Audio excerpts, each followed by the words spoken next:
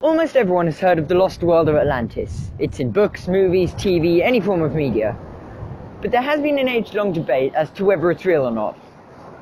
Nobody can actually know if it's real because the ocean covers 70% of the Earth's surface, being 139.7 million square miles, and only 20% has been discovered. That's less than the moon, with the moon's surface being 60% discovered. Now there is a village we do know about, sort of Atlantis, and it's just off the coast of Cromer. The medieval village of Shipden was home to 117 people. It had 3 acres of land, multiple manor houses, a harbour, and 2 churches. Why need 2 churches? Well, one for the parish of Shipden, juxta Felbrigg and Cromwell being modern-day Cromer, and the other one just for Shipden. The earliest record I could find of Shipden was the Domesday Book of 1066, imposed by William the Conqueror or William I, the first Norman King of England. The latest record I could find of Shipden was the 14th century, where the villagers watched as the last part of the village and the second church just for Shipden fell into the ocean as an entire piece.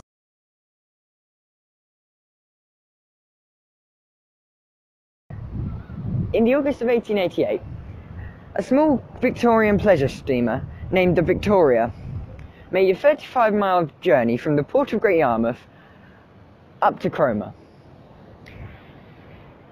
As the boat reached Cromer, there was a sudden stop and a lurch, as the boat had hit something even though they were far out to sea. It turns out that the boat had actually hit what was the second church of Shipden. Rescue boats were sent out to save the passengers of the boat, who were all completely fine and sent back to Great Yarmouth. As it turns out, the boat had struck the spire of the second church of Shipden. There was an attempt to pull the Victoria out from the spire, but that couldn't happen as the boat was too heavy and too jammed. So they blew up the church and the boat. Shipden vanished over 700 years ago, but a more modern-day example could be Cove Hive. There's a great video explaining the situation of Cove Hive by Tom Scott, but I'll sum it up. The worst case scenario, Cove Hive will be gone in 100 years. Best case scenario, Cove Hive will be gone in 30 years, and that's due to coastal erosion, the cliffs being eroded 3 to 4 meters every year.